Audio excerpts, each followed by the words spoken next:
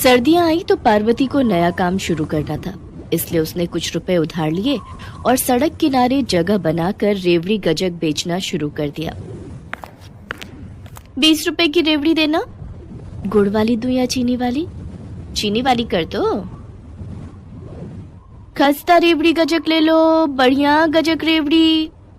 पार्वती इसी तरह मेहनत करके परिवार को चला रही थी। पार्वती का पति कॉलोनी में गाड़ियां साफ करने का काम करता था, पर उसे जो भी पैसे मिलते उनसे वो शराब खरीद कर पी लेता था।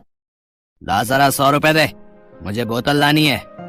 ये पैसे मैंने कमरे के किराए के लिए रखे हैं, जब देखो तुम सारे पैसे बोतल में उड़ा देते हो। मेरे आगे जुबान चलाती है, आज तेरी तो। खबरदार जो मुझ पर हाथ उठाया, चले जाओ यहाँ से, वरना आस पड़ोस के लोगों को बुला लूंगी। वो तुम्हारी ऐसी खबर लेंगे ना। मैं सारा दिन मेहनत करके ये 4 पैसे कमाती हूँ ताकि घर का चूल्हा जल सके और मैं अपने दोनों बच्चों को रोटी दे सकूं। और तुम हो, जब देखो पीने के लिए मेरे से पैसे मांगते रहते हो। नहीं है मेरे पास पैसे, जहाँ से पीनी है पी लो। पार्वती उन औरतों में से नहीं थी जो अपने पति से मार खाकर पैसे दे दे। वो आज की महिला थी जो पति के जुल्मों से डरती नहीं थी, बल्कि उसका मुकाबला करती थी। भले ही वो गरीब थी, जैसे तैसे अपने बच्चों को पाल पोस रही थी, पर वो कमजोर नहीं थी कि अपने पति की बुरी आदतों के लिए अपने कमाए पैसे छीन लेने दे। पार्वती का पति सुरेश गुस्से में खाली हाथ चला जाता है। उसे पता था कि पार्वती उसे अब 1 रुपया भी नहीं देने वाली। अगले दिन पार्वती रेवड़ी गजक बेच रही थी तो उसने देखा सामने ही गजक रेवड़ी की एक बड़ी दुकान खुल गई है और ग्राहकों की भीड़ इकट्ठी हो रही है।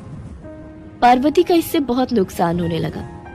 जो थोड़े बहुत लोग उससे रेवड़ी गजक खरीदते थे वो अब सामने की दुकान से खरीदने लगे। इससे पार्वती की कोई कमाई नहीं हो रही थी। एक दिन पार्वती ने देखा गजक वाले की दुकान पर कोई ग्राहक नहीं खड़ा है। गजक रेवड़ी वाला सामान में मिलावट कर रहा है। अरे, ये तो पुरानी गजक को नई गजक के साथ मिला रहे हैं। ये तो लोगों को बहुत नुकसान करेगी। तभी दुकानदार की नजर पार्वती पर पड़ जाती है और वो उसके पास जाता है। क्या देख रही है?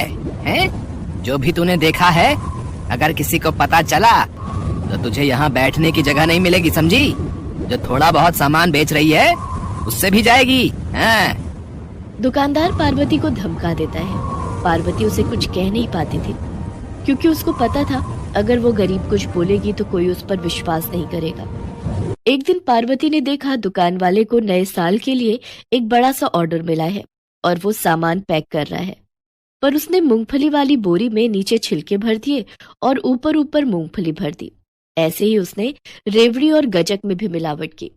पार्वती चाहती थी जिसके लिए ये ऑर्डर बुक हो रहा है वो सेठ एक बार दुकान पर मिल जाए तो वो असलियत सामने ला देगी। तभी वो व्यक्ति जिसका ऑर्डर था वो दुकान पर आता है। भैया, ऑर्डर अच्छे से बुक कर दिए ना? हमें नए साल के लिए बहुत से मंदिरों में दान देना है।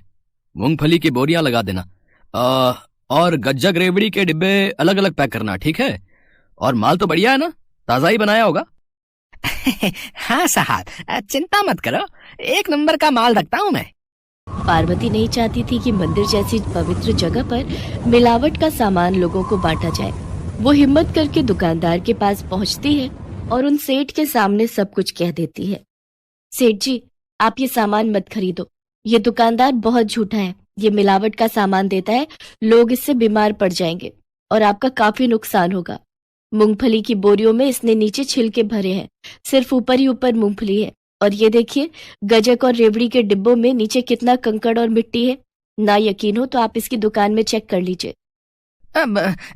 ऐसा नहीं है सेठ जी, अभी तो मैंने आपका माल पैक ही नहीं किया है। ये जानबूझकर मुझे बदनाम कर रही है, क्योंकि ये मेरी दुकान के सामने ही रेवड़ी गज्जक बेचती है। जब से मेरी दुकान खुली है इसकी बिक्री होनी बंद हो गई है, इसलिए ये मेरा काम खराब कर रही है ताकि मैं यहाँ से चला जाऊँ। मालिक, एक बार इसे बोलिए जरा, मूंगफली की बोरियां और अंदर रखे गजक और रेवड़ी के डिब्बे चेक करवा दे। अगर मैं झूठी हुई तो जो सजा मुझे देनी हो आप दे देना। कोई बात नहीं, आप मुझे मूंगफली की बोरी खोल कर दिखा दो और जो गज्जक रेवड़ी मुझे देने वाले हो एक बार वो चेक करवा दो। दिखाने में क्या अर्ज है? अगर तुम सच्चे हो तो क्यों डर रहे हो? दुकानदार जानता था कि वो पहले ही मिलावट कर चुका है और उसकी चोरी पकड़ी जाती है। मूंगफली की बोरियों को जब चेक किया जाता है तो उसमें मूंगफली से ज्यादा नीचे छिलके भरे हुए थे और गजक रेवड़ी बहुत सिली हुई थी। वो सेठ दुकानदार को खूब खरी खोटी सुनाता है और उसी समय पुलिस को भी बुला लेता है। सर, कम से कम 30 से 40 हजार रुपए का मैंने इससे सामान पैक करवाया था। शहर के सभी बड़े मंदिरों में मैं नए साल पर गरीबों को दान करता हूँ और इसने मिलावट का सामान मुझे बेचना चाहा। आप चिंता मत करिए सेठ जी, इसकी दुकान को अभी बंद करवा देते हैं। इसकी दुकान पर ताला लगेगा और आज के बाद ये गज्जक रेवड़ी का काम नहीं कर पाएगा। माफ कर दीजिए साहब, मेरा बहुत नुकसान हो जाएगा। मैं वादा करता हूँ अब मैं ऐसी गलती नहीं करूँगा। बस एक बार माफ कर दो। ठीक है इंस्पेक्टर साहब, अभी के लिए इसे छोड़ दीजिए। और हाँ, जो भी तुमने मेरे से एडवांस पैसे लिए थे वो सारे मेरे वापस करो। दुकानदार को धमकाकर पुलिस वहाँ से चली जाती है और वो सेठ पार्वती को धन्यवाद कहता है। शुक्रिया बहन, आज तुम अगर सच्चाई नहीं बताती तो लोगों तक मिलावट का सामान पहुंच जाता। जाने अनजाने कितनी बड़ी गलती कर देता मैं। अभी पार्वती उस बूढ़े व्यक्ति से बात कर ही रही थी कि तभी उसका पति वहाँ गुस्से में आ जाता है और पार्वती से पैसे मांगने लगता है। तो दुकान छोड़कर यहाँ बातें कर रही है? मुझे 100 रुपए निकाल कर दे, मुझे बोतल लेनी है। आज मेरी कमाई बिल्कुल भी नहीं हुई है, मेरे पास सिर्फ 20 रुपए हैं। तुम्हें शर्म नहीं आती कि औरतों से कैसे बात की जाती है? ये तुम्हारी पत्नी है, मैं तुम्हारे पिता की उम्र का हूँ, इसलिए समझा रहा हूँ।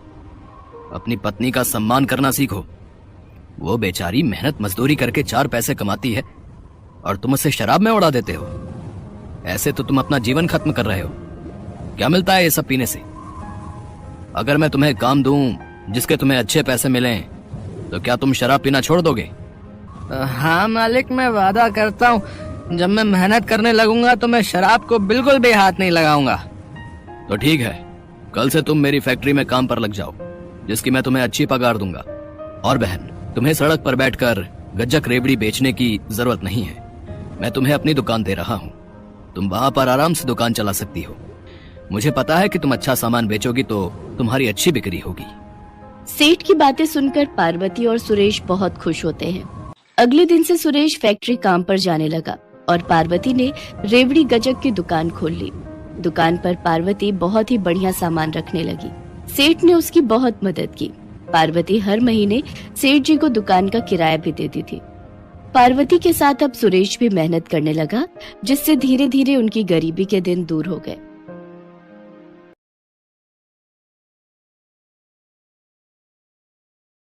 विद्यापुर नामक गांव में बलदेव नाम का एक व्यक्ति चना चाट मसाले का ठेला लगाता था। उसके ठेले का चना चाट मसाला बहुत मशहूर था। बलदेव के पास ग्राहकों की भीड़ लगी रहती थी। दूर दूर से लोग उसके ठेले पर चना चाट मसाला खाने आते थे। इसकी सबसे बड़ी वजह थी चना चाट मसाला में उपयोग होने वाला चाट मसाला। बलदेव, तुम्हारे चना चाट मसाले में डले चाट मसाले का जो स्वाद है ना, बस पूछो मत, लाजवाब है भाई। एक बार खाओ और उंगलियां चाटते रह जाओ। बिल्कुल भाई बलदेव, तुम्हारे चना चाट मसाले में कुछ अलग ही स्वाद आता है। इसकी क्या वजह है, जरा हमें भी तो बताओ। ये चना चाट मसाले का चाट मसाला मेरे दादा परदादा के जमाने से चला आ रहा है। उन्हीं से मैंने ये बनाना सीखा था। हमारे चना चाट मसाले का मसाला एक अलग किस्म का है जो हर कोई नहीं बना सकता। पर जो भी है भैया, ये चना चाट मसाला खाकर मुंह का स्वाद चटपटा हो जाता है और तुमने रेट भी ठीक रखे हुए। 10 रुपए प्लेट में इतना बढ़िया चना चाट मसाला खाने को मिलता है, वरना आजकल इस महंगाई में इतना महंगा देते हैं और खाने की चीज का स्वाद बिल्कुल बेकार होता है। मैंने अपने पूर्वजों से यही सीखा है, बढ़िया बना खिलाओ, भले ही सस्ते में खिलाओ। लोग पीठ पीछे तुम्हारी तारीफ करें, कुछ ऐसा कर दिखाओ। लोग बलदेव की बात को सुनकर बहुत खुश होते हैं, और हो भी क्यों ना, 10 रुपए में उन्हें इतना बढ़िया चना चाट मसाला खाने को जो मिल जाता था। इसी तरह से लोग आते और बलदेव के चना चाट मसाले की तारीफ करते। ऐसे ही एक दिन बलदेव जब अपने ठेले पर काम कर रहा था, एक बूढ़ा व्यक्ति बलदेव के ठेले पर आया और उससे बोला, भैया मैं बहुत दूर से आया हूँ, मैं बहुत परेशानी की हालत में हूँ। मेरी पत्नी का कुछ वर्ष पहले ही देहांत हो चुका है और मेरे बेटा बहू ने मुझे घर से निकाल दिया। तब से मैं दर दर भटक रहा हूँ। क्या मुझे तुम्हारे पास कोई काम मिलेगा? अरे बाबा, आप परेशान मत होइए, आपको मेरे पास काम, रहना, खाना, पीना सब मिलेगा। आप यूँ हाथ मत जोड़िए। तुम्हारा बहुत बहुत शुक्रिया बेटा, तुमने मेरी इतनी बड़ी सहायता कर दी। मुझ दर दर भटकते बूढ़े आदमी को सहारा दे दिया। उस दिन से वो बूढ़ा व्यक्ति बलदेव के पास ही रहने लगा। बलदेव चना चाट मसाले का मसाला बनाते वक्त अपना दरवाजा बंद रखता था ताकि कोई उसे मसाला बनाते वक्त देख न पाए। पर बूढ़ा व्यक्ति चोरी से बलदेव को चाट मसाला बनाते हुए देख लेता था। बूढ़े व्यक्ति को बलदेव के पास रहते हुए 1 महीना भी हो चुका था। एक दिन, बलदेव, अब मुझे तुम्हारे पास नहीं रहना, मैं यहाँ से जा रहा हूँ। क्या हुआ बाबा, आप यहाँ से क्यों जाना चाहते हो? क्या आपको यहाँ पर कोई परेशानी है? मैं तो तेरे पास चालाकी से आया था। मैं तो तेरी चना चाट मसाले में इस्तेमाल होने वाली मसाले की विधि जानना चाहता था और वो मुझे पता चल गई है। अब मेरा यहाँ कोई काम नहीं है, मेरा काम हो चुका है। वास्तव में वो एक जवान लड़का था जिसने बूढ़े व्यक्ति का भेष बना रखा था। तुम बूढ़े नहीं हो, तुम कौन हो? मेरा नाम रोशन है। मैं तो तुम्हारे पास चालाकी से आया था। अब मैं तुम्हारे ठेले के सामने ही अपने बनाए चना चाट मसाले का ठेला लगाऊंगा और देखना, कुछ ही दिनों में मैं तुम्हारा ठेला बंद करवा दूंगा। ठीक वैसा ही हुआ जैसा रोशन ने बोला था। अगले दिन ही रोशन ने बलदेव के ठेले के सामने अपना चना चाट मसाले का ठेला खोल लिया। उसने प्लेट के दाम 5 रुपए रखे थे। अब 10 रुपए की जगह जब 5 रुपए में वही चीज खाने को मिल रही हो तो ग्राहक तो वहीं जाएंगे।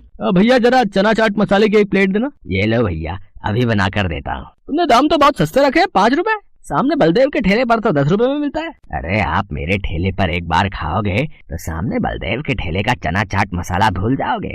ये लो, आप दोनों की प्लेट तैयार है। छी छी, फु, फु, फु, फु। इतना बुरा चना चाट मसाला मैंने आज तक नहीं खाया, बिल्कुल बेस्वादी। फु, फु, फु, फु, फु। इतना घटिया चना चाट मसाला तो मैंने भी नहीं खाया। कितना बेकार बनाया है, मुझे तो गुस्सा आ रहा है। चलो भाइयों, इसका तो ठेला ही तोड़ देते हैं। इससे अच्छा तो सामने बलदेव का ठेला है, कम से कम 10 रुपए लेकर बढ़िया चीज तो खिलाता है। हाँ, इसका ठेला ही तोड़ दो। हाँ, तुम सोच रहे होगे ना रोशन, आखिर तुम्हारे चना चाट मसाले में वैसा स्वाद क्यों नहीं आया जैसा मेरे चना चाट मसाले में आता है? वो इसलिए क्योंकि मैंने तुम्हें एक दिन चोरी से मुझे चना चाट मसाला बनाते हुए देख लिया था। मैं उसी दिन समझ गया था कि तुम किसी फिराक से आए हो, इसलिए मैंने गलत सामग्री डालकर तुम्हें असली विधि दिखाने का नाटक किया। ये चना चाट मसाला सामग्री की विधि मेरे पूर्वजों की धरोहर है। इतनी आसानी से ये किसी बेईमान के हाथ नहीं लगेगी। इससे पहले कि ये गांव वाले गुस्से में पीट कर तुम जैसे बेईमान आदमी का बुरा हाल कर दें, तुम यहाँ से चले जाओ। रोशन की सच्चाई जानकर गांव वाले गुस्से में आ चुके थे। रोशन को पता था कि अगर वो 2 पल भी वहाँ रुका तो उसकी खैर नहीं। वो मुंह नीचे करके चुपचाप वहाँ से चला जाता है।